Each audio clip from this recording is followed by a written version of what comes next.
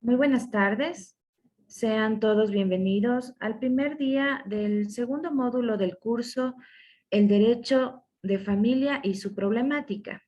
Esta tarde contamos con la participación del doctor Diego Esteban Reyes Martínez, a quien le agradecemos haber aceptado la invitación de la Escuela de la Función Judicial. Antes de iniciar, me permito realizar las siguientes indicaciones. Cada participante debe ingresar a esta plataforma Zoom con su nombre y apellido, no usar sobrenombres. Con la finalidad de registrar su asistencia, en la sección del chat podrán encontrar el link de registro al presente despliegue académico, hacer clic y completar correctamente sus datos. Esto lo deben hacer por una sola vez. Es importante mantener encendidas sus cámaras. Colocarse en un lugar cerca del Wi-Fi para tener mejor señal y evitar el uso de otras aplicaciones mientras dure esta actividad académica. Los micrófonos se encuentran silenciados para evitar interferencias. Al finalizar la ponencia, tendremos una ronda de preguntas, para lo cual deberán utilizar la reacción levantar la mano para habilitar su micrófono. En esta ocasión, contamos con la colaboración del doctor Diego Esteban Reyes, doctor en jurisprudencia y abogado de los Tribunales de Justicia de la República, especialista en tributación, máster en Derecho de Familia. Se ha desempeñado como procurador síndico municipal, abogado en libre ejercicio de la profesión, asesor jurídico de la Dirección Provincial del MIES Cañar, intendente general de la Policía en la Gobernación del Cañar, asesor jurídico de la Dirección Distrital del MIES Azogues, juez de primer nivel, Unidad Judicial Especializada Segunda, Contravenciones de Cañar, juez del primer nivel, Unidad Judicial de Familia, Mujer, Niñez y Adolescencia de Azogues, formador de formadores, jueces COGEP. Actualmente es juez de primer nivel, Unidad Judicial de la Familia, Mujer, Niñez y Adolescencia de Azogues. Docente y capacitador en varios cursos en diferentes ramas del derecho en varias universidades e instituciones públicas y privadas. A continuación, le damos paso al doctor Diego Esteban Reyes, quien tratará la temática la apertura de la sucesión. Muy buenas tardes, distinguidos compañeros jueces, juezas, distinguidos abogados, abogadas. Un agradecimiento a la Escuela de la Función Judicial por facilitarme y dar esta pequeña capacitación de este tema muy importante que es el derecho de familia y su problemática, que es el tema general. Y en el tema específico me ha tocado discernir el día de hoy lo que es la apertura de la sucesión. Nuevamente quisiera agradecer a la Escuela de la Función Judicial, a Cristinita Díaz, por toda la colaboración que ha brindado para esta capacitación. Bien, entrando en el tema, voy a compartir un PDF para guiarnos, ¿sí? Perdón.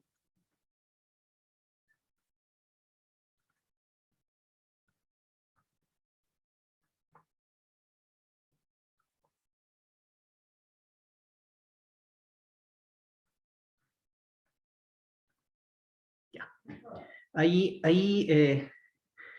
Bueno, el tema que me ha tocado discernir el día de hoy es la apertura de la sucesión. Para que produzca la adquisición de la herencia, ¿sí? Que es la transmisión por causa de muerte, ¿qué se requiere? Se requiere dos puntos de vista, que es la muerte de la persona, que se denomina causante, y otro perdón, en base a un llamamiento a la sucesión, y este asuma la titularidad antes correspondientes al difunto.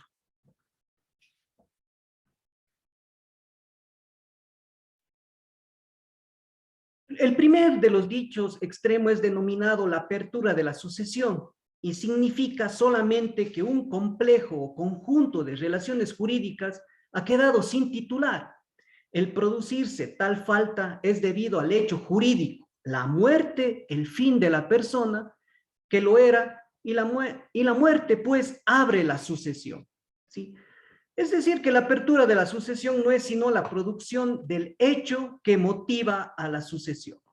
Nuestro Código Civil ecuatoriano regula la apertura de la sucesión en el título séptimo del libro tercero del artículo 1245 y siguientes de dicha normativa legal ecuatoriana. Como mencionamos anteriormente, ¿qué se requiere para que se transmita por la causa de muerte? Bueno, la muerte de la persona, el causante, y el otro es sucesor. Somarriba nos define como el hecho que habilita a los herederos para tomar posesión de los bienes hereditarios y se los transmite en propiedad. ¿Sí? Eso consiste en la apertura de la sucesión. En consecuencia, la apertura de la sucesión da lugar a la sucesión por causa de muerte. Es importante establecer sobre todo el momento en que se produce esta apertura de la sucesión. El artículo 997 del Código Civil establece de manera clara, sí, como norma expresa, que la sucesión de los bienes de una persona se abre al momento de su muerte en su último domicilio,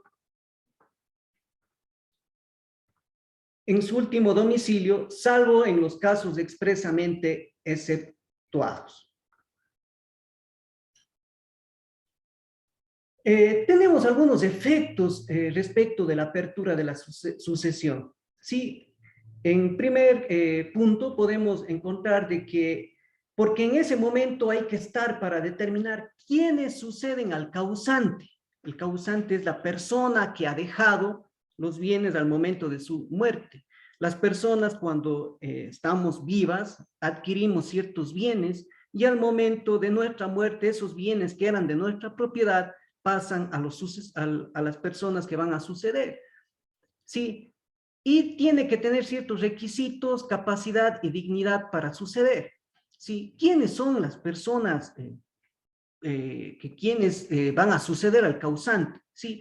El artículo 1023, me parece, del Código Civil establece de que son los hijos del difunto, sus ascendentes, sus padres, sus hermanos y el cónyuge sobreviviente y el Estado. Pero estos herederos, ¿sí? Tienen que cumplir ciertos requisitos o capacidades para suceder. Que esto, tengo entendido, es otro compañero quien va a fortalecer más este tema, ¿sí? La sucesión se regla por la ley del domicilio en que se abre, salvo excepciones legales, que posteriormente vamos a exponer respecto de la competencia que tenemos los jueces cuando se tramite este tipo de procedimientos, que vamos a profundizar más respecto del inventario que sería así, cuál es la competencia, sobre todo la excluyente. Otra es, ¿por qué desde el momento de la apertura se puede repudiar la asignación, aún esta sea condicional o esté pendiente? Otro efecto es la aceptación o repudiación de una herencia que se retrotraen al momento de la apertura de la sucesión. Esto está establecido en el artículo 1262 del Código Civil. Puede celebrarse cualquier pacto relativo a la sucesión del difunto sin que exista objeto ilícito. Porque si hay varios herederos, a partir de ese momento se produce entre ellos la indivisión hereditaria, ¿sí? Es decir, al momento de que se fallece una persona, en ese momento todos los herederos, como está indivisa, ¿sí? No están divididos aún, tiene que inventariarse los bienes que dejó el difunto y posterior partición y legalización para que pase a propiedad ya de los herederos. ¿Sí? Los bienes que pertenecieron al difunto. Como les mencioné,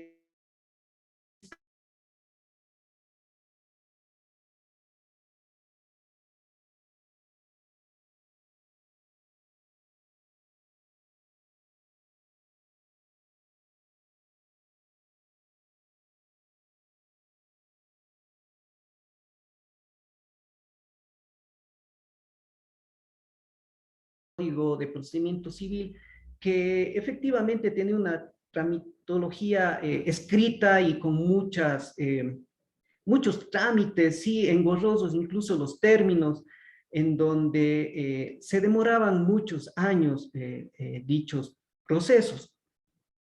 Es más, que vamos a profundizar más adelante, es más, existían bienes que incluso ni pertenecían al difunto, no tenían ni escrituras, etcétera. Eso vamos a conversar más adelante.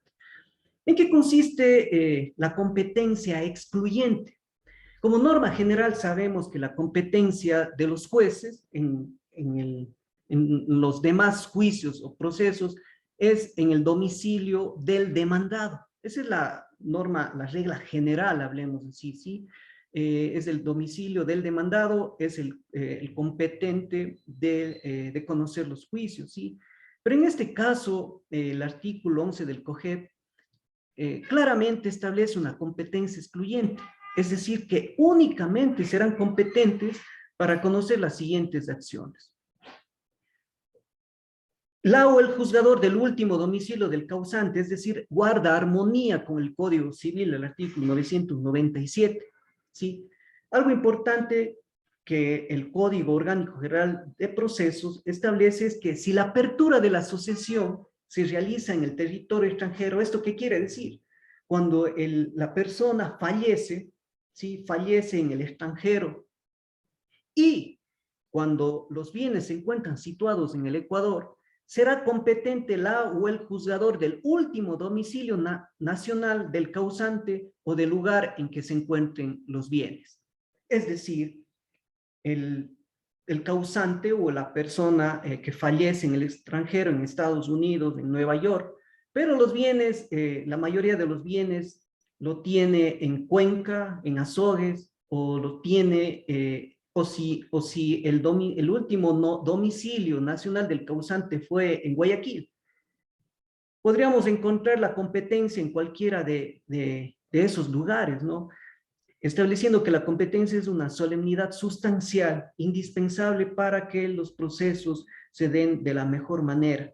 Pero lamentablemente, como mencioné anteriormente, con el Código de Procedimiento Civil encontraba muchas fallas respecto de la competencia en algunos procesos, en donde incluso se tramitaba sin ser competentes. Ejemplo, se tramitaba en el domicilio de los herederos, ¿sí?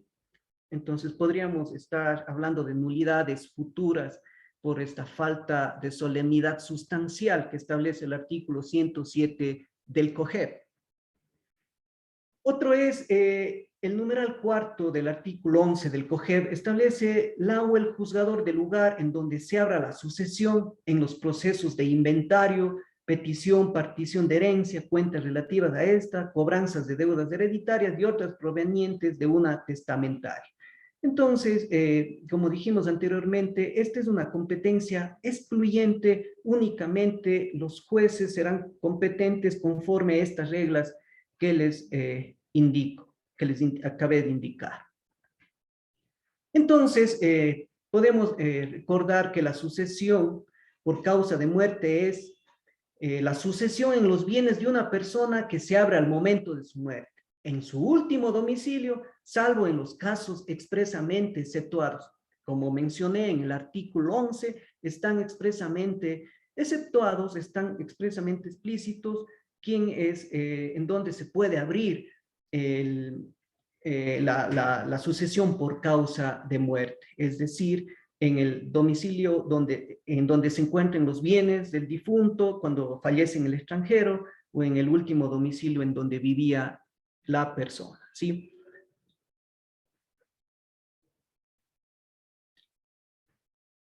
La apertura de la sucesión también, ¿qué es? Es la terminación de todos los derechos y obligaciones que se extinguen con la muerte de una persona.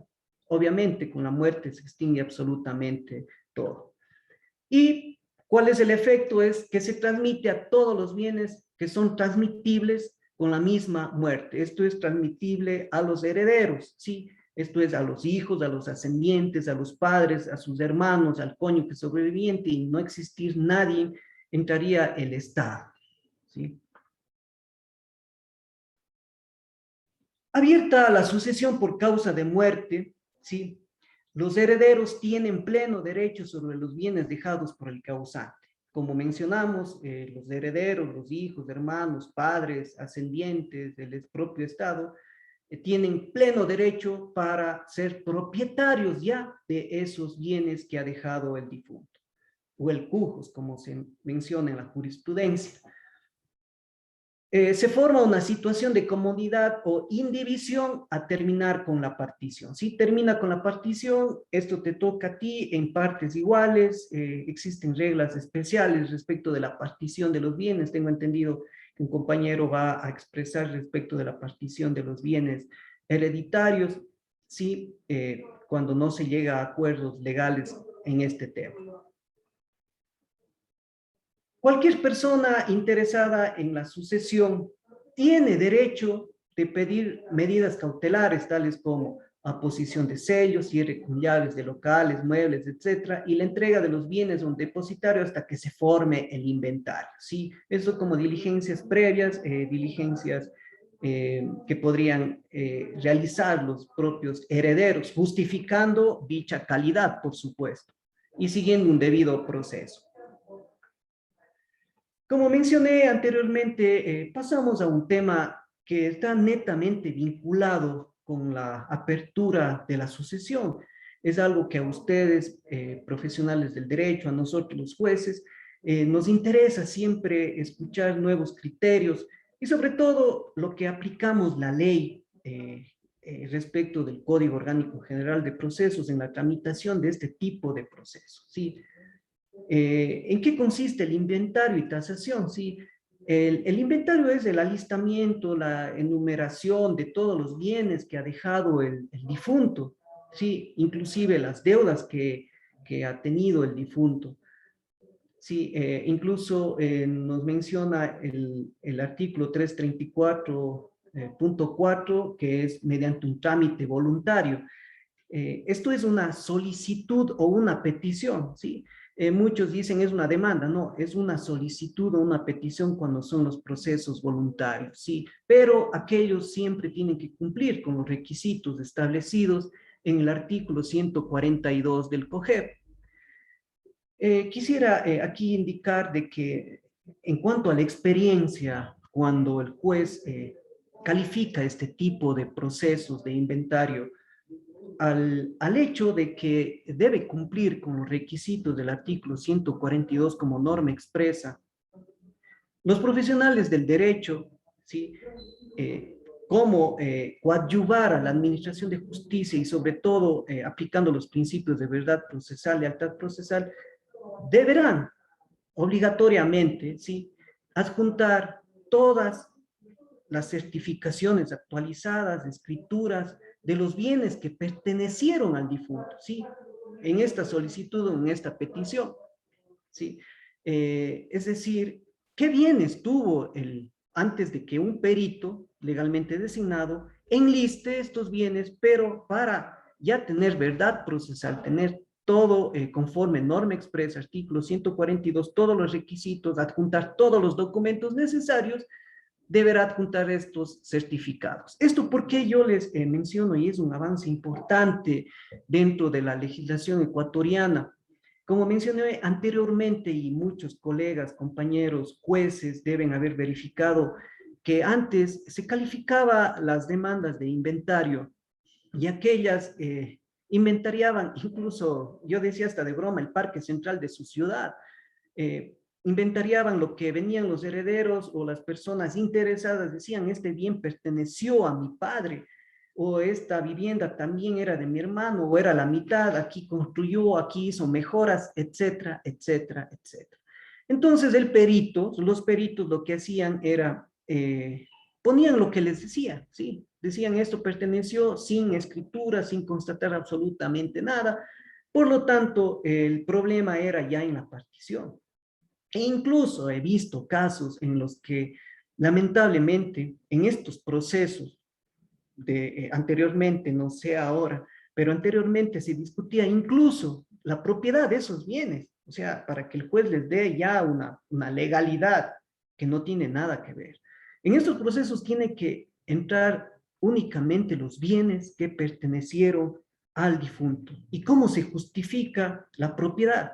Con el certificado del registro de la propiedad, donde se encuentran ubicados los bienes, incluso de los vehículos, ¿sí? Que son bienes muebles que son sujetos a registro. Igual los bienes inmuebles son bienes que son sujetos a registro. Entonces es indispensable, estimados colegas, que siempre en sus demandas estén adjuntos todos los documentos necesarios para que se presente el proceso de inventario, sobre todo adjuntando los bienes que pertenecieron al difunto o a los causantes, ¿no? Como mencioné, es un trámite voluntario, tiene un proceso especial, sí, es un proceso especial, es un proceso, podríamos hablar que los trámites voluntarios tienen un proceso general, sí, y en el inventario tiene un proceso específico establecido en el artículo 341 del COGEP. Entonces, debemos seguir estas normas, ¿sí? ¿Qué nos dice el artículo 341? Que cualquier persona que tenga o presuma tener derechos sobre los bienes que se trate de inventariar, solicitará al agua o el juzgador se forme el inventario. El juez que hace designa un perito al agua o el perito para que proceda a la formación y avalúo en presencia de los interesados, ¿sí? Los bienes inmuebles, muebles, el perito verificará, constatará, están especializados en esta situación. Y algo importante también que los abogados tienen que conversar con el perito para que ese inventario sea lo más perfecto posible, ¿sí? Cuando se trate de bienes sucesorios, se citará a las personas referidas en la ley, ¿sí? A los herederos presuntos y desconocidos de los herederos, ¿sí? Eh, de los herederos que han fallecido incluso, ¿sí? Porque tendrían derecho, por ejemplo, en caso de tener hijos, tendría que contarse con los hijos. Muchas nulidades, créanme, después de años de juicios, por estas fallas o por no contar con herederos fallecidos que han tenido hijos, se han llegado a nulidades procesales y esto ha perjudicado a la administración de justicia y sobre todo a que se pueda eh, dividir los bienes de una manera adecuada. Entonces, siempre los profesionales del derecho deben verificar, deben conversar con sus clientes, con las personas que pretenden un inventario de bienes sucesorios, averiguar bien la existencia o avisar de que existen hermanos fallecidos, para que de esta manera no se sientan perjudicados y posterior a ellos comparezcan y se les limite ese ejercicio al derecho y se violente el debido proceso o la defensa que ellos también, o el derecho de herederos que ellos tienen, ¿sí? Si en el inventario existen bienes que se encuentran en poder de terceros, la o el juzgador dispondrá que estos sean citados. Por el hecho de la citación, los terceros se encuentran obligados a prestar todas las facilidades al agua o el perito. Existen, están arrendando los bienes, están en posesión pública pacífica por más de 10, 15 años, 20 años, pero los certificados siguen constando a nombre del difunto o de los causantes, ¿sí? Entonces, es indispensable contar con estas personas que están en posesión de los bienes. Incluso he visto casos en donde en los municipios tienen, para pagar la luz, ya tienen a nombre de las personas que están en posesión, quienes pagan la luz, quienes pagan el agua, pero las escrituras están a nombre del causante, ¿sí? Entonces, ahí existe, no sé, alguna situación de parte de las municipalidades o en donde se consta estos datos para pagar el agua, la luz de esos bienes en los que están en posesión. Algo fundamental y algo que es lógico, ¿no? Que el juez del inventario es el juez de la partición, ¿sí? Esta es norma expresa y es lógico, ¿no? El legislador ha sido muy claro en manifestar de que se garantizaría aquí un principio de inmediación. El inventario no se discute derechos o de dominio, ¿sí? De los herederos, que yo he visto casos que sí lo han hecho anteriormente en años pasados, con códigos anteriores, en donde se han discutido dominios, en donde dice si es del heredero y el juez ha puesto en la sentencia si pertenece el bien al causante. Eso debemos erradicar, y aquí las cosas tienen que ser de una manera clara, tiene que estar saneados todos esos bienes, ¿sí? Los bienes, todos esos bienes que pertenecieron al difunto, tienen que ser legalmente inscritos, registrados, los bienes muebles, inmuebles a nombre de aquel. Si no están así, no son bienes que pertenecieron al causante, si no están debidamente saneados. Aquí existe un principio de inmediación en el proceso de inventario, por lo tanto, es lógico que también se conozca la partición, es decir, en donde ya el juez va a determinar a qué heredero de manera igualitaria corresponda los bienes a cada uno de ellos, ¿sí? Si es una casa, se venderá la casa, existen las reglas respectivas para poder realizar esta partición. En caso de que no existan acuerdos, que es lo más saludable, que siempre las partes conversen y lleguen a acuerdos legales. Algo importante también para que se dé la partición, saltándome un poquito, siempre se contará también con con los gobiernos autónomos descentralizados del cantón en donde se encuentren los bienes, porque pueden haber bienes o la partición de bienes pueden modificar la estructura de la ciudad. Entonces, en este sentido, es indispensable contar con la anuencia del Consejo Municipal, que esto provocaría una nulidad, así establece el COTAD expresamente. El contenido del inventario establecido en el artículo 342 del COGEP, ¿sí? Es importante, como dije, de parte de los abogados, a sus clientes y al perito conversar y que determine y que en el inventario que se vaya a presentar al juzgador sea preciso y detalle lo que dice cada numeral, ¿sí? Cada numeral, o sea, es un requisito y es lo que establece la ley. No puede poner ni más ni menos, sino únicamente lo que establece la ley. Primero, el nombre y el domicilio de la persona solicitante, de los interesados que hayan comparecido, de quienes habiendo sido citados no hayan concurrido, de las o los ausentes si son conocidos o conocidas, y el de la o el perito, ¿sí? La designación del lugar donde se haya inventariado, la descripción de los objetos inventariados con designación del avalúo que fije el perito, la descripción de los papeles, libros y demás documentos que se encuentren en el perito, ¿no? La enumeración, descripción de los títulos de crédito, activo o pasivo y los recibos. La afirmación que presten quienes hayan estado en posesión o la tenencia de los objetos, ¿sí? Investigará absolutamente todo el señor perito con respecto de no haber visto ni oído que otras personas hayan tomado alguna de las cosas correspondientes a la herencia o se hallaban en alguna propiedad de la persona fallecida, en caso de ocultamientos, por ejemplo, de ciertos bienes que pertenecieron al difunto y esté debidamente comprobada. Incluso existe una sanción económica en donde se fija, me parece que es el doble de lo que está inventariado el bien, deberá eso el heredero, la persona que ha ocultado ese bien. Se expresará la entrega de los bienes y papeles al o el depositario heredero o al albacea en su caso.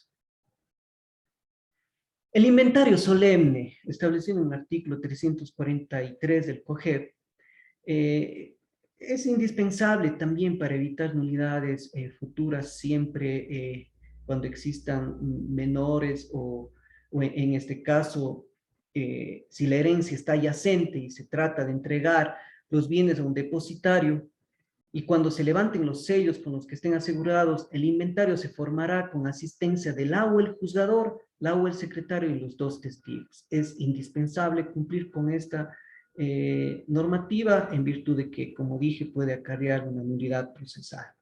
Se citará a las personas cuya presencia sea necesaria conforme a la ley y cuando los herederos o deba estar bajo tutela o curaduría, siendo menores, no puedan estar representados por el padre o la madre por haber contraposición de intereses, se formará el inventario con asistencia de las personas que lo representen, de la o el secretario del juzgado y de los dos testigos y el perito. Es indispensable siempre realizar estos trámites cuando se trate de bienes que puedan afectar a los menores, ¿sí? Y tengan derechos estos menores.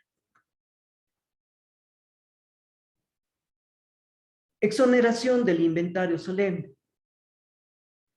Si se prueba que los bienes hereditarios de un menor son exiguos, es decir, no un valor trascendental, un valor exiguo, un valor menor, la o el juzgador podrá eximir la obligación de inventariarlos solemnemente. En tal caso, exigirá un apunte privado con las firmas del representante legal y de 3 de los parientes más cercanos que sean mayores de edad. Artículo 344. Aquí es algo importante respecto de la aprobación del inventario. Existe norma expresa, ¿sí? El artículo 345 es claro y menciona de que una vez que el perito presenta el inventario, ¿sí? El juzgador trasladará a todos los interesados y simultáneamente convocará a la audiencia. Ojo con esto, simultáneamente convocará a la audiencia. En caso de que no existan observaciones ni reclamos sobre la propiedad de los bienes incluidos en el inventario, este se aprobará en la misma audiencia mediante sentencia. ¿Sí? Aquí quisiera indicarles de que una vez que se presenta este inventario por parte del perito, el juez ya convoca la audiencia, ¿sí? Y las partes pueden realizar las observaciones respectivas a ese inventario. Conforme norma expresa, a la vez que ya se convoca la audiencia dentro del procedimiento voluntario, si es que otra parte realiza una observación, ¿sí? Muchos compañeros jueces ya convierten, dice, al ser una observación, cualquier observación, ya le convierten a sumario, ¿sí? Le convierten a sumario y dan de baja la audiencia o no convocan, o en muchos casos convocan, dan de baja la audiencia y ya se pasan a los 15 días para que se anuncie la prueba respectiva. Yo considero, conforme así establece norma expresa en el artículo 345, el juez convocará la audiencia. Esa audiencia no puede ser suspendida en el caso que exista observaciones, ¿sí? No puede ser suspendida. Tiene que llevarse a cabo esa audiencia dentro del procedimiento voluntario. ¿Por qué? Porque primeramente todas las decisiones que resuelve el juez, estamos en un sistema oral, tienen que realizarse de manera oral, ¿sí? Incluso, ¿qué podemos aprovechar allí? Jueces, abogados, partes procesales, podemos aprovechar que las partes lleguen a acuerdos, incluso de partición, cuando sea factible, por supuesto, porque lamentablemente aquí en bienes hereditarios tienen que pagar los impuestos hereditarios y eso es complejo poder llegar a acuerdos de partición, pero sí aprobar un inventario que sea legal y sobre todo para que la partición sea más factible. Entonces, aquí yo sí diría de que sería indispensable convocar esta audiencia, tratar de resolver todos los puntos o tratar de conversar dentro de una fase de conciliación respecto de las observaciones que existan, pero cuando realmente ya se dan los principios de contradicción y realmente existe una observación por parte de las partes, por parte de los sujetos procesales para que se convierta en sumario, el juez en audiencia, ¿sí?, decidirá convertirlos en sumario. Y mediante auto interlocutorio se subiría al sistema SAGE para notificarles que se ha convertido en la audiencia a un procedimiento sumario. Para mí ese es el procedimiento legal, incluso que va a facilitar por un principio de inmediación, como mencioné anteriormente, a que se llegue a acuerdos legales en este tipo de procesos que son bien delicados porque en la mayoría de casos, no digo todos, pero sí existen enemistades entre los herederos, a veces por los bienes pelean mucho, pelean los hermanos, entonces siempre es indispensable que el juez intervenga en esta situación y pueda llegar a acuerdos y explicarles de mejor manera. Y los abogados, como menciona ese término, abogado mismo, es abogar y llegar a acuerdos legales, a acuerdos precisos para que los clientes de ellos puedan tener ya en vida, puedan disfrutar ya de los bienes que con el trabajo los padres, los abuelitos les han dejado, ¿sí?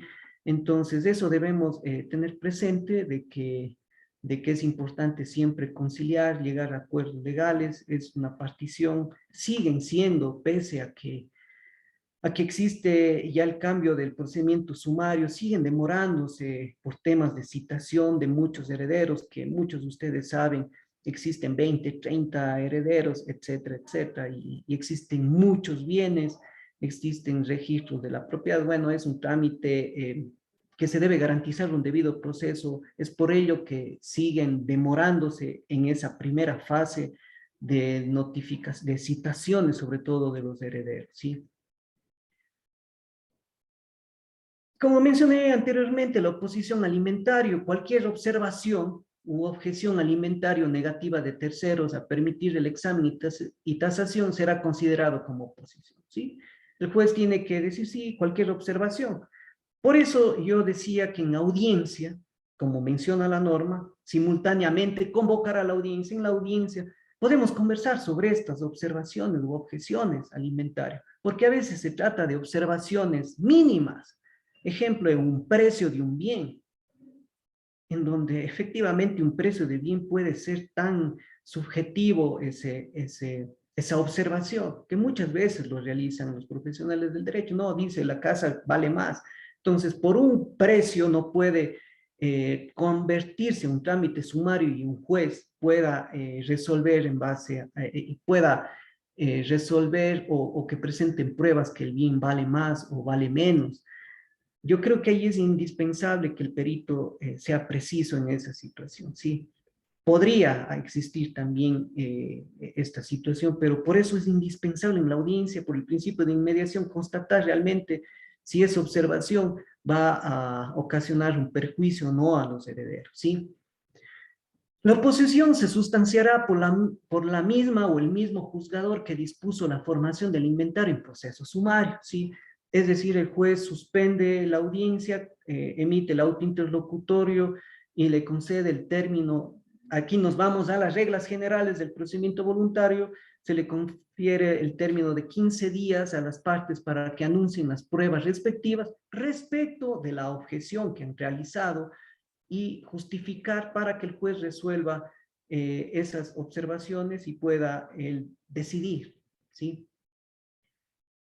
La o el juzgador podrá compeler a las o los tenedores de bienes para que permitan el examen y tasación de los mismos por cualquier medio, incluido el auxilio de la fuerza pública. Esto muchos abogados me van a dar la razón. Existen personas que sí efectivamente han estado en posesión de ese bien 15 años, pero el bien está a nombre del causante o del difunto. Sí, el juez puede, con la fuerza pública, decir a la persona que está en posesión, déjenos pasar, ingrese la fuerza pública, ingrese con allanamiento, sí, respetando siempre los derechos humanos, pero el único fin que es la tasación, el examen, el avalúo del bien, ¿sí? Sin violentar derechos, por supuesto. Los reclamos de propiedad o dominio de los bienes incluidos en el inventario se sustanciarán ante la misma o el mismo juzgador en procedimiento ordinario por separado. Aquí quisiera también indicar de que si un perito incluye un bien, viendo o verificando que efectivamente ya se encuentra a nombre de otra persona, que no debería ser, únicamente el perito debería incluir los bienes que pertenecen al difunto. Pero existen peticiones de los herederos o de los abogados, dicen, no, incluya, es que estamos en un juicio de reivindicación, en un juicio de etcétera. Entonces, en algún otro trámite, entonces le dice, señor perito, usted incluya ese bien en el inventario, ¿sí? que para mí el perito debería, ¿sí?, en base a su ética, indicar lo que les han dicho y informar en el informe pericial. Por eso es indispensable para incluso, ¿sí?, los reclamos sobre la propiedad de dominio, siempre presentar en las demandas de inventarios, certificaciones actualizadas de los registros de la propiedad de los bienes que pertenecieron al difunto. Ahí no tenemos ningún problema, ¿sí? Y o sea, tenemos que, yo considero de que debemos actuar siempre con lealtad procesal y adjuntar todos los documentos, porque si adjuntamos solo unas copias de las escrituras de hace 80 años, si realmente no tenemos los datos precisos de quién, cómo en la historia, cómo ya se fue dividiendo ese bien, ya pertenecen a otras personas, y que un perito vaya y evalúe absolutamente todo, eh, estaría retardando la administración de justicia y no estaría siendo imparcial, ¿sí?, sino más bien estaría obstaculizando incluso las decisiones judiciales de una manera clara. Lo que yo siempre digo es, denos, igual compañero Santiago Castillo, que es un gran amigo, colega, un profesional, que siempre estamos conversando, siempre decimos de que, por favor, abogados, denos pruebas de calidad para que tengan sentencias de calidad. Sí, eso es lo que buscamos los juzgadores, buscamos los abogados. ¿Quién busca? Los clientes, buscan la ciudadanía, los usuarios de la administración de justicia, que siempre estemos buscando eso, que es la verdad procesal. Una vez que el juez ya aprueba el inventario, ¿sí?, de los bienes hereditarios, viene otro proceso que es el de partición, ¿sí? Anteriormente, este proceso era también una petición o una solicitud mediante procedimiento voluntario. En la última reforma que hubo del Código Orgánico General de Procesos, este proceso de partición se convirtió a sumario. Asimismo, deberá cumplirse con todos los requisitos del artículo 142, adjuntar, como es el mismo juez que conoció el proceso de inventario, es el de partición, adjuntar todos los documentos, como ya constan todos los certificados dentro del proceso de inventario, adjuntar en la demanda de partición estos bienes. El juez lo que va a hacer es calificar, citar, aquí viene el problema que, bueno, no problema, sino más bien es dar seguridad jurídica y el debido proceso y garantizar que todos los herederos estén legalmente citados. Entonces, aquí muchos compañeros jueces pueden manifestar de que aquí es donde realmente existe la demora de los procesos, de los juicios, que es la citación a muchos herederos, a contar con el SRI, que se pague que anteriormente ya se pague los impuestos hereditarios, que puede traer consecuencias, nulidades futuras, sí, hay impuestos de herencias.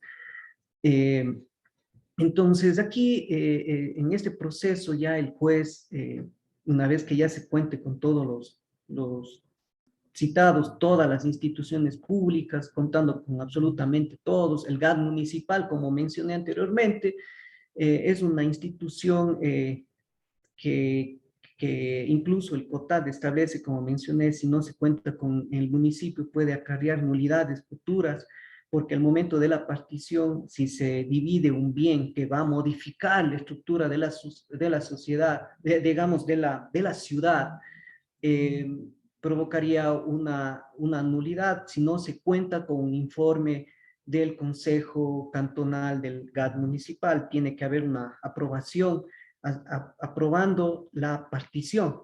Y si no hay esa aprobación de parte del GAD municipal, sería nula esa partición.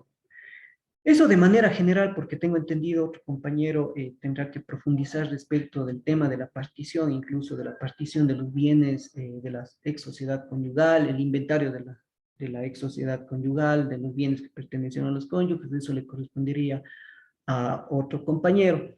Pero de manera general, distinguidos colegas, distinguidos jueces presentes el día de hoy, creo que he narrado más o menos las experiencias que tenemos todos los días.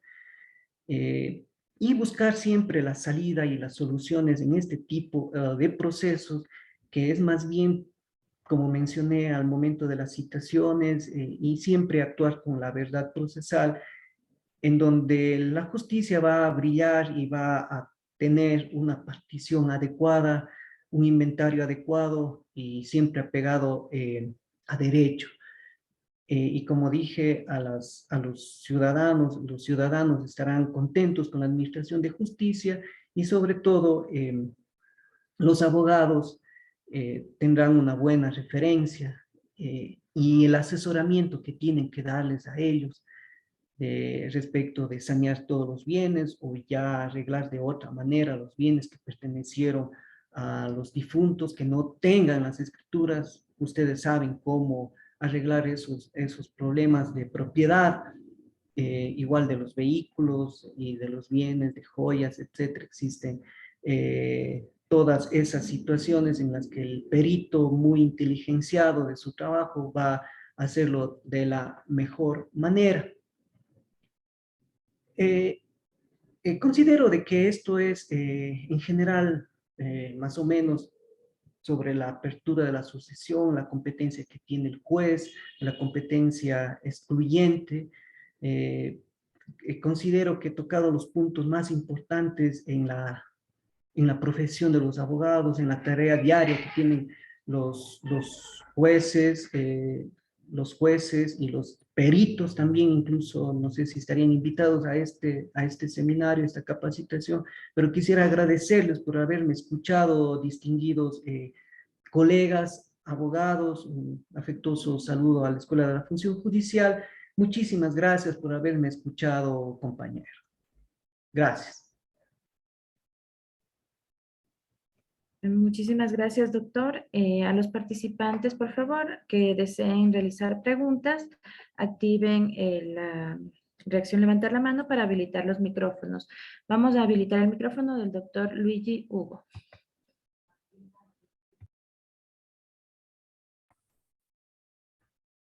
Gracias, muy buenas tardes con todos. Doctor Diego, un saludo afectuoso. Gracias por sus conocimientos que generosamente nos han impartido en este día. En este momento, valga también agradecer al Consejo de la Judicatura esta oportunidad para poder conversar estos asuntos de orden procedimental, sobre todo que se han dado en esta charla. Bien, más que nada es una pregunta, sería una observación o un comentario de mi parte sobre principalmente el procedimiento que se habló aquí sobre la audiencia que se debe dar.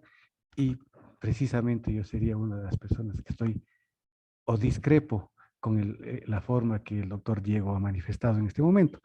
Y lo debo decir como lo ha fundamentado el doctor Reyes, lo ha fundamentado de acuerdo a sus convicciones y a sus estudios que lo ha hecho. Bien, yo manifiesto que en este momento que no se debe dar esta audiencia como lo establece el artículo 345, si mal no recuerdo.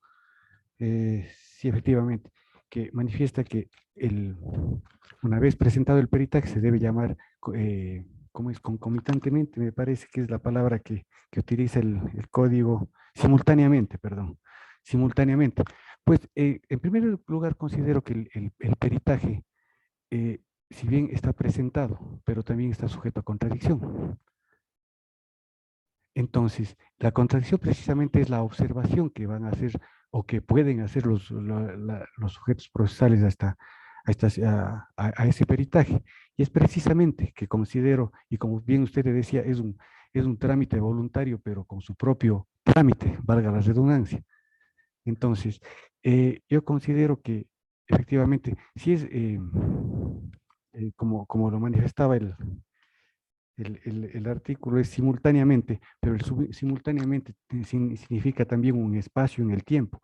Entonces, ¿por qué este espacio en el tiempo? Porque debemos darle la oportunidad al sujeto procesal para que presente precisamente cualquier observación, como dice el código, y luego, si hay las observaciones, pues tendrá que convertirse en un procedimiento sumario.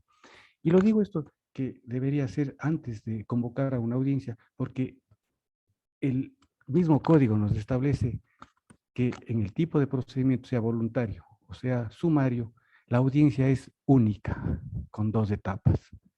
Entonces aquí estaríamos teniendo 2 audiencias, lo cual desnaturalizaría para mi criterio el procedimiento. Y lo desnaturalizaría, ¿por qué? Porque tendríamos en las 2 audiencias tal vez que discutir excepciones previas en el procedimiento voluntario, en el procedimiento. Vamos a tener incluso, y lo que es más preocupante para mí, tal vez 2 objetos de la controversia. Porque en la primera audiencia vamos a señalar un objeto de controversia que es únicamente saber qué es lo que hay y cuánto vale, y qué es lo que debe el causante, digamos, en el ejemplo.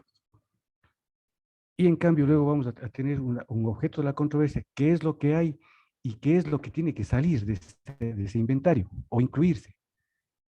Entonces, esas son las circunstancias por las que creo yo que la audiencia no debe ser llamada en el momento mismo de la presentación, sino debe esperarse un término judicial que lo dé el juez a fin de presentar observaciones, y luego, si es que las hay las observaciones, pues se tramitará se concederá los 15 días, me parece, si la memoria no me es ingrata, y luego se convocará una audiencia, pero ya en el trámite, una audiencia única en el trámite sumario. Ese es mi criterio, y gracias por la oportunidad, doctor Reyes, y una felicitación a usted. Un saludo afectuoso a estimado compañero juez Luigi Hugo. Efectivamente, la norma indica de que simultáneamente se convocará audiencia. Aplico lo que dice la norma, sí, ojo, aplico lo que dice la norma, doy el término judicial conforme el 78, 76 del Código Orgánico General de Proceso para que realicen las observaciones. ¿Sí? Yo no veo que se violentaría ningún trámite. Si tenemos causas de nulidades, por ejemplo, establecidas expresamente en el artículo 107 del COGEP, en donde no está violación de trámite, por ejemplo, ¿sí? No es una solemnidad sustancial, sino más bien como jueces garantistas de un debido proceso, y más estaría garantizando que las partes en audiencia, aplicando incluso el artículo 4 del COGEP, que la sustanciación de los procesos en todas las instancias, fases, diligencias, se desarrollarán mediante sistema oral. Entonces, sí, estaría garantizando ese debido proceso, estaría garantizando que las partes garanticen ese principio de contradicción de manera oral. Sí, como mencioné, está por escrito. Escrito es algo seco, es algo que pueden poner lo que sea, pero ya en la audiencia, y una audiencia en donde se podría discutir para aprobar o no aprobar un inventario, sería ideal, importantísimo, incluso llegar a poder conciliar, ¿sí? En donde no existiría mayor problema, para mi criterio, de buscar nulidades procesales, ¿sí? Sino más bien los jueces estaríamos garantizando la norma expresa, garantizando ese proceso oral y la conciliación, ¿sí? Como jueces incluso conciliatorios, y más si se puede aprobar o no, y ahí discutir incluso los objetos de la controversia de las partes. Y aplicando esa norma, simultáneamente convoca audiencia, incluso puedan tener ese principio de contradicción en la audiencia. Eso podría decirle, estimado Luigi Hugo, un afecto siempre a usted, un respeto siempre, y un saludo, amigo. Muchas gracias, doctor. Habilitamos el micrófono de Isabel Andrea Armas.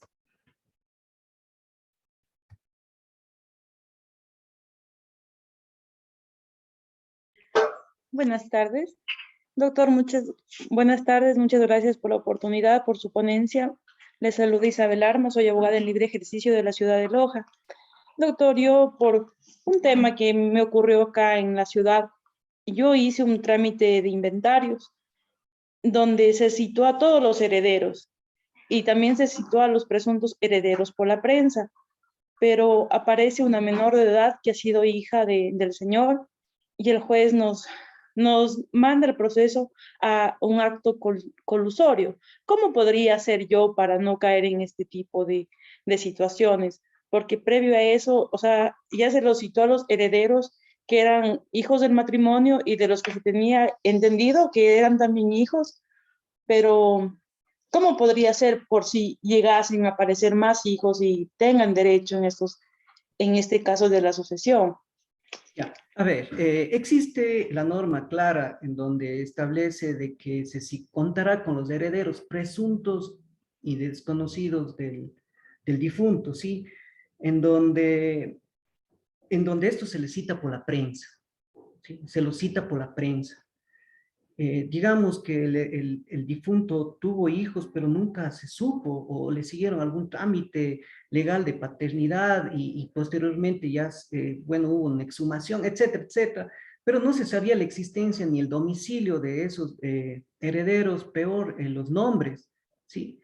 Eh, por eso la ley es sabia y manifiesta de que se contará con los herederos presuntos y desconocidos. No sé la causa del señor juez, o sea, tendría que revisar el expediente, el proceso que, que le manda un proceso colusorio de mala fe.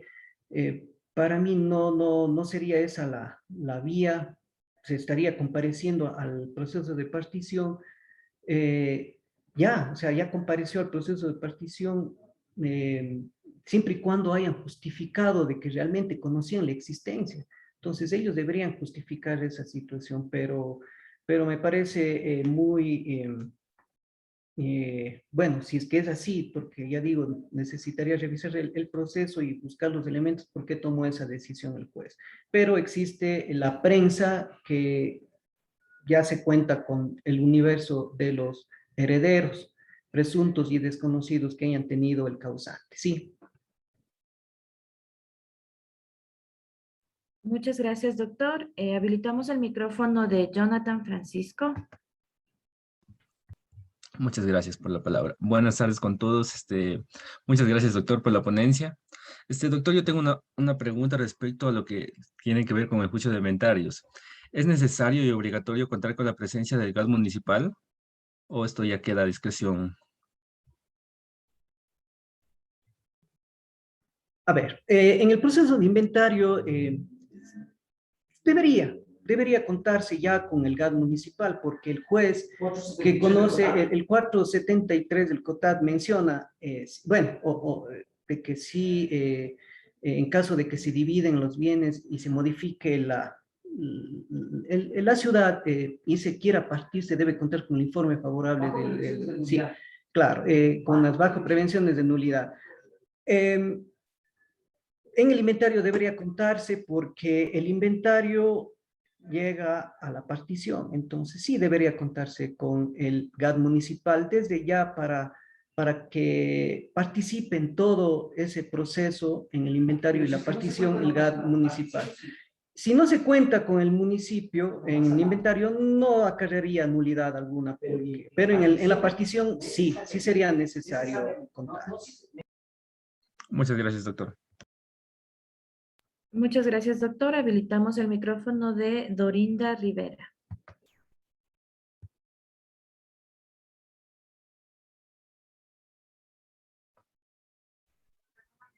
Muy buena. Siga, por favor, le escuchamos. Ya, gracias. Soy la abogada Dorinda Rivera, juez de familia de Guayaquil. Sí, podría aclararme algunas situaciones, doctor, por cuanto el COGET no reúne todos los pasos que se requiere para una completa validez del inventario. Tiene demasiados vacíos en cuanto a los que el juez tiene que precautelar y garantizar que efectivamente se lleve bien de acuerdo a la normativa del Código Civil. Incluso en el 341 determina que efectivamente el juez designará a los peritos para que proceda al inventario y avalúo en presencia de los interesados. En el caso de un inventario, si los interesados no requieren estar presentes, se entiende que los mismos deberán seguirse en rebeldía de ellos. o en su defecto el juez deberá señalar día y hora para que se lleve a efecto el inventario para que vaya el perito con las partes, para que no incurra en una nulidad o so pena de que los interesados no lleguen a conocer en el momento exacto en que se realiza ese inventario. Además de que el inventario, según el 342, debe de tener ciertos requisitos y entre ellos debe de claramente enumerar y describir los títulos de créditos, activos, pasivos. En todo caso, se recomendaría, o yo lo hago por lo menos, previamente un término, tanto al actor como a los demás herederos que puedan haber, un término para que presenten todos los activos, pasivos y documentos que justifiquen la existencia de los bienes que deseen o que consideren que deben de ser inventariados, porque si no estaríamos simplemente considerando lo que una de las partes aporta y no la contraparte. En ese caso, también sería plausible que previamente se les dé ese término y ahí recién empezar para poder proceder a un informe concreto y que reúna los requisitos que la misma ley faculta para ello. En cuanto a la intervención del municipio, definitivamente en la sucesión no es necesario. Precisamente la normativa municipal es clara al determinar que es para la partición so pena de nulidad. Hasta aquí mis preguntas, doctor. Gracias. Bueno, un saludo afectuoso, distinguida compañera juez. Sí, efectivamente, respecto del inventario, como mencioné al inicio de mi exposición, hacer una petición, una solicitud, debe reunir con todos los requisitos establecidos en el artículo 142. Sí, hablemos aquí, los herederos o las personas interesadas en la formación de un inventario deben entregar y anunciar toda la prueba respectiva, ¿sí? Deben anunciar absolutamente todo, ¿sí? Y en la contestación tienen derecho también para agregar absolutamente todos, para que el perito, en base a toda esa documentación, que dentro de un proceso, sin necesidad de dar un término, ¿sí? Porque no hay en la ley, sino más bien a nosotros ya nos da la normativa legal dentro del 142 y en la contestación, que son los mismos requisitos de la demanda, para que presentemos todos los documentos necesarios, indispensables para que ya tengamos toda esa información, aplicando siempre principios de verdad procesal, ¿sí? Eso considero, aplicando siempre la norma de manera expresa, nos indica cuáles son los requisitos que deben cumplir la petición del inventario. Efectivamente, no es necesario el municipio sí, en el proceso de inventario, pero sí en el partición, porque es indispensable la aprobación del municipal, del consejo. Respecto de dar fijar día y hora y fechas, términos, yo creo que más bien son las partes, porque no hay eso en la norma, es la libertad procesal, sí que en caso de un inventario solemne, el juez ahí sí tiene que estar presente, ¿sí? Aquí dice, para el efecto del juzgador, el perito procederá a la formación en presencia de los interesados. No dice nada más, el perito deberá coordinar con las partes procesales para que indique los bienes que están constando dentro del inventario para que él pueda realizar de una manera correcta. Sí, eso podría decirle aplicando siempre norma. Vacíos legales, bueno, no he encontrado vacíos legales respecto al inventario, sino más bien el juez es garantista de los derechos, siempre va a tutelar eso de que las partes procesales puedan ejercer el derecho en igualdad de condiciones. De allí, nosotros como jueces, dar términos que no están establecidos resultaría dilatorio, que podríamos hacer en determinadas diligencias, siempre y cuando garantizando el derecho al defensa. Gracias, doctor. Vamos a habilitar el micrófono de Maribel Puente.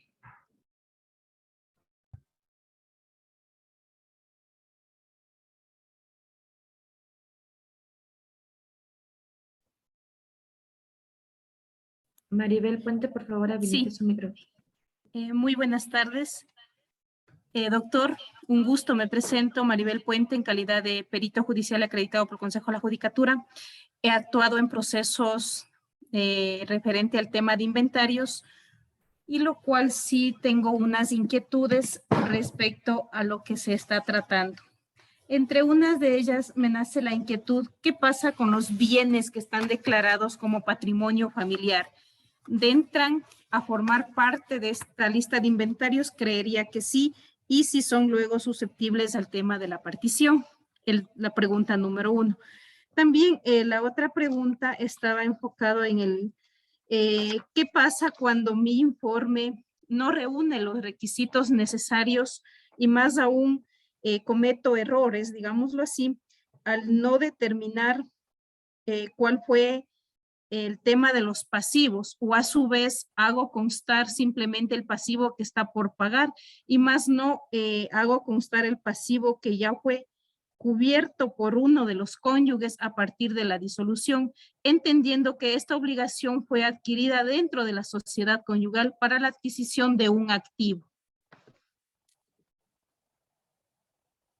La última parte, repítame, por favor, no le entendí muy bien. La pregunta iba, ¿qué pasa cuando el perito no hace constar en el informe un activo que fue adquirido dentro de, perdón, un pasivo, una obligación por pagar que fue adquirida dentro de la sociedad conyugal? Si bien es cierto, ya hubo el divorcio, pero la obligación por pagar quedó todavía pendiente, la cual está cubriendo uno solo de los cónyuges. Desde la fecha del divorcio, la marginación del divorcio hasta la presente fecha, ya hubo un valor que fue pagado por uno solo de los cónyuges y así también hay un saldo por pagar y la otra obligación está cubierta por uno de los cónyuges a partir del divorcio en su totalidad, pero entendiendo que estas dos obligaciones fueron adquiridas para comprar los activos que pertenecen a la sociedad conyugal. Ya, bueno, respecto del patrimonio familiar, es una institución jurídica en la cual protege a los menores de edad y personas con discapacidad, por lo tanto, no serán susceptibles de inventario peor partición, ¿sí? Porque eso existe norma expresa que prohíbe aquello. Respecto de la pregunta del activo o del pasivo que han adquirido durante la sociedad conyugal, ¿sí?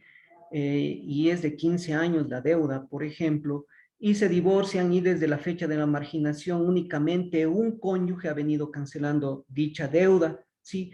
Aquí, efectivamente, y si el perito no hizo constar eso, para eso existen las observaciones, ¿sí? Existen las observaciones en las que las partes procesales de un cónyuge puede realizar esta observación para que las partes, incluso más, sería más todavía, diría, que en esa audiencia, dentro del procedimiento voluntario, se pueda decir, señor juez, vea, señora perito, no ha puesto, porque lamentablemente teníamos una deuda, y ahí se pueda conversar aplicando ese principio de inmediación, ¿sí? Y de oralidad, y se pueda sanear incluso en esa misma audiencia, pero podría convertirse en procedimiento sumario en caso de que realmente diga, no, no existe la deuda y por lo tanto no estoy de acuerdo. Yo le convierto en proceso sumario siempre y cuando se presente por escrito cumpliendo los requisitos establecidos en el 142. Eso es algo que también me faltó decir, de que la oposición observación debe cumplir los mismos requisitos de la demanda y contestación, es decir, adjuntar, indicar con todos los requisitos establecidos en la ley. Eso podría decirles que todo es solucionable en audiencias, todo es solucionable con las observaciones que realicen los abogados. Siempre es importante el diálogo que debe existir entre el perito con las partes procesales, con los abogados, dar todas las facilidades, revisar el proceso, porque ahí están todas las pruebas que se deben adjuntar al inicio de la solicitud o petición. Eso podría contestarle, distinguida perito. Gracias. Me cabe también otra inquietud. Ahí cabe el tema del artículo 201, el reintegro de los valores que fueron cancelados por uno solo de los cónyuges de los pasivos que quedaron. Bueno, eso sería ya en resolución, en donde efectivamente el juez en base al informe de usted, señora perito, el juez va a disponer aquello, va a disponer eso ya como inventario ya en partición, en la partición iría eso, la devolución de lo que ha pagado, porque existe norma expresa en el Código Civil de los bienes que ha pagado uno solo de los cónyuges, ¿sí? Entonces deberá necesariamente devolver. Existe, el Código Civil es clarito respecto de los bienes de la sociedad conyugal en ese tema. Adicional, el perito no está en la competencia de determinar el porcentaje atribuible a cada uno de los cónyuges dentro del informe, ¿verdad? No. Alistamiento de bienes, tuvieron deuda, tuvieron una deuda de fecha tal, para informarle a usted también, señor juez, ha sido uno de los cónyuges, ha estado pagando esta deuda, pero la deuda es de los dos, pero aclaro de que ha estado pagando eso. Eso sería ya en un proyecto de partición, ¿sí? En donde el juez podría disponer ya al perito para que realice el proyecto de partición, y en resolución judicial, en sentencia, el juez debe indicar lo que usted manifiesta, que se devuelva lo que ha cancelado un cónyuge desde la marginación de la demanda y no ha cancelado el otro. Pero la devolución solo de la mitad, sí, ojo, solo de la mitad, porque el otro sí debe cancelar la mitad del crédito mensual, $200, $100 le devuelve a la otra parte. Así es. Es un tema también bastante complicado, diría yo, y nos dejan a nosotros como peritos cuando pide una de las partes que sea considerada los montos que recibieron por pensión jubilar, bueno, no, por valores de lo que cuando ya se retiró, hablemos de un policía, de un militar. Entonces, todos estos saberes también pide que se considere. La verdad, he tratado de revisar bastante normativa, de igual este libro, el Manual de Derecho de Familia, pero no encuentro una parte expresa o tácita que me diga que sí se debería considerar dichos montos. Sí, el Código Civil menciona que nomás consta dentro del inventario, sí, de los bienes, de los bienes sociales, en este caso, sueldos, salarios, entra absolutamente todo eso. Sí, el Código Civil está eso.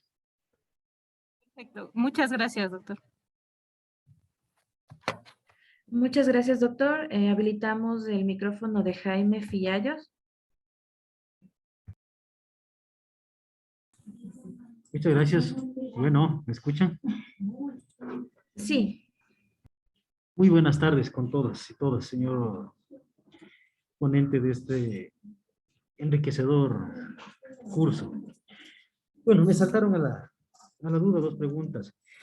Hablando respecto de los peritos. Respecto de los peritos, se han dado a veces en la ingrata tarea, muchos de ellos, en manifestar de que dentro del uno que el juez le fija un salario, dos salarios con respecto a sus haberes, ¿no? Y manifiestan que, o les dicen a las partes que deben pagar hasta el IVA respecto de esos valores. Entonces, ¿es dable o no es dable respecto a aquello? Que además se le fija un salario, 425, y dicen, deben pagarme el IVA más. Entonces, respecto a aquello, uno. Y doctor, salta la duda. Doctor, acláreme allí un ratito, ¿es honorarios del perito tal vez? Sí, y ya. Ellos solicitan que les... Continúe con la pregunta, Ya. Otra, doctor, salta la duda en base al 341 y siguientes, que es el procedimiento voluntario aplicable para el inventario. La Corte Nacional, en consultas a Presidencia, ha manifestado de que el procedimiento voluntario de inventario se rige de la siguiente manera, hacen entender ellos, ¿no? Aunque de una manera oscura. Dicen que una vez presentado el informe del inventario, se pondrá en conocimiento de las partes por el tiempo, qué sé yo, tiempo de 10 días, y dice en base al 345 se convoca audiencia. La Corte Nacional de Consultas de la Presidencia dice una vez de que si dentro de que se pone en conocimiento ese informe se oponen al informe, entonces el juez deberá convertirlo en sumario, sin inclusive llegar a la audiencia que se ha convocado de procedimiento voluntario, obviamente porque mediante el auto respectivo se convertirá ya un procedimiento sumario. Hay otras posiciones que dicen que no, que vamos a la audiencia, en la audiencia sustentan el informe y en la audiencia, si es que hay oposición al informe, se convertirá, en la misma audiencia se convertirá en sumario. Entonces eso también nos crea a nosotros y al usuario una inseguridad, De que en un lado se hace de una manera, en otro lado de otra manera. La Corte Nacional de Justicia, mediante consultas no muy claras y contradictorias inclusive, dan una posición de la audiencia en audiencia sumaria. Una sola consulta de una de ellas. Y dos o tres hablan vuelta respecto que debe, una vez hecha la oposición por escrito, se convertirá en sumario. ¿Cuál mismo es el procedimiento que debemos seguir? Porque en unas cortes asumen una, en otras otras, y esto, no sé, la ley debe ser para todos, ¿no? Doctor, muchas gracias. Bueno, respondiendo a la primera pregunta respecto de los honorarios del perito, sí existe una tabla en el reglamento pericial, en el sistema de pericial, reglamento sistema pericial integral, me parece, en donde existe los valores en los que el juez va a fijar por el trabajo que va a realizar el perito. Por ejemplo, existen el inventario, por ejemplo, de 10 casas o 5 casas, 2 terrenos. O sea, no va a cobrar un perito o el juez va a poner un honorario eh, que haga un avalúo de una casa de 10 casas, ¿sí? Pero sí dice que no podrá ser menos del 50%, me parece, o puede ser un salario básico, ¿sí? Cuando vea la complejidad revisando. Por eso es indispensable que el juez cuente con las escrituras, cuente con las deudas que tenga, cuente con todos los activos y va a realizar lo que decía la señora Perito que, que preguntó también. Entonces, todos esos datos el juez va a verificar el trabajo arduo que va a realizar el perito. Entonces, el juez también tiene que poner un honorario aplicando el reglamento. Yo siempre pongo el reglamento para evitar esta situación. E incluso, sí, e incluso yo les pongo al último en la providencia, dejando a salvo que las partes puedan llegar de común acuerdo con el perito, ¿sí? Si es que realmente la perito dice, sí, realmente ha estado medio fácil y el juez me puso mucho, salvo que quiera seguir peleando, pero en cuanto al honorario, por supuesto, pero pueden bajarle unos 20, 30, 40 dólares, no le veo ningún inconveniente, pero los jueces deberían o debemos aplicar lo que dice la norma, el reglamento para peritos e incluso por sorteo. Ojo, todos los procesos es por sorteo en el sistema SACHE. Si no ha existido un perito que ha sido nombrado, salvo por acuerdo de las partes en audiencia, que han dicho, señor juez, solicitamos que sea un perito en la partición que realice el proyecto de partición, solicito que se designe a tal perito. Sí, hay cómo. Pero la mayoría de peritos ha sido realizado por sorteo y los honorarios de las dos salarios básicos, que es 400, es bastante, sí, es bastante. Entonces, debemos aplicar lo que dice el reglamento.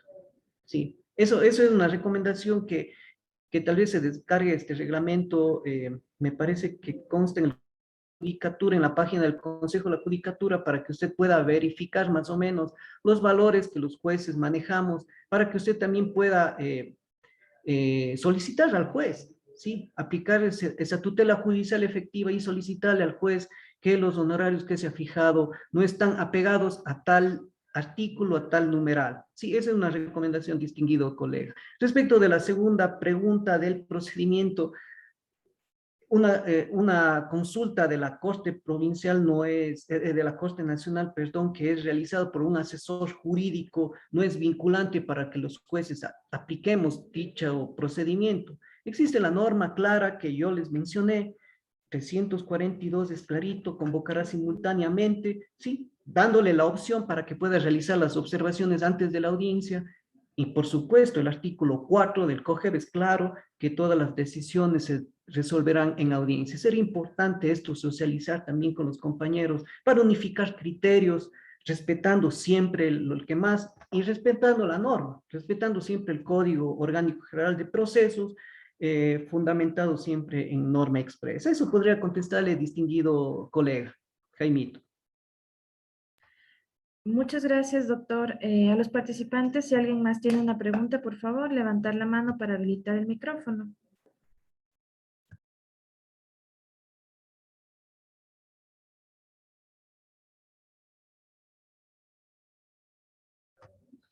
Vamos a habilitar nuevamente el micrófono de Maribel Puente. Por favor, si puede encender su cámara, gracias. Mil disculpas, no lo puedo encender en este momento. Sí, vuelvo a hacer la pregunta. Me queda un poco por clarificar el tema del patrimonio familiar.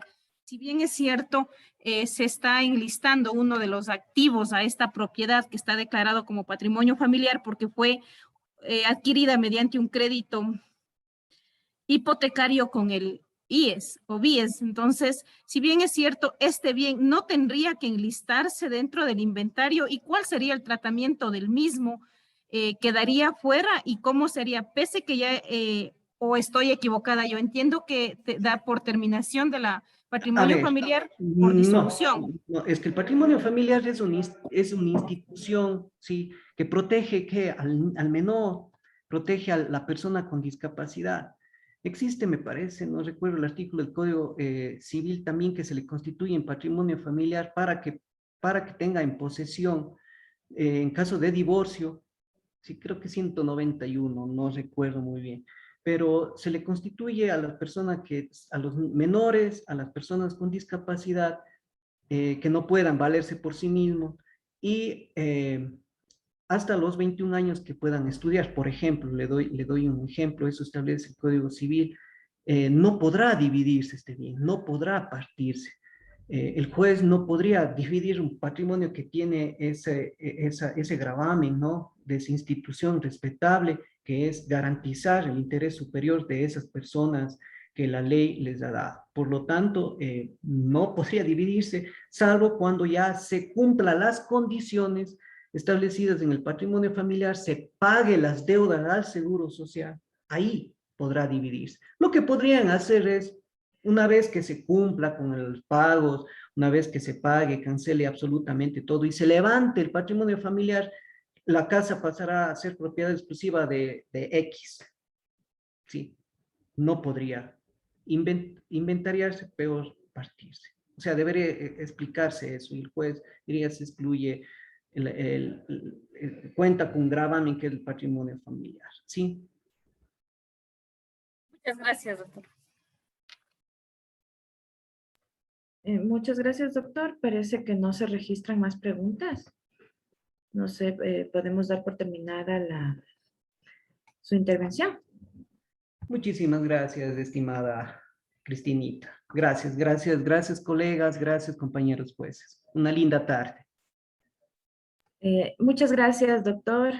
En nombre de la Escuela de la Función Judicial, le agradecemos por su colaboración y también agradecemos a nuestros participantes y nos permitimos recordarles que deberán estar pendientes de sus correos electrónicos, medio por el cual les remitiremos toda la información relevante a este curso y el link de acceso para poder revisar las grabaciones de las ponencias anteriores y esta. Les esperamos el día 22 de marzo para continuar con la temática aceptación o repudio de la herencia y así concluir con el curso. Gracias a todos por su participación. Buenas tardes. Buenas tardes.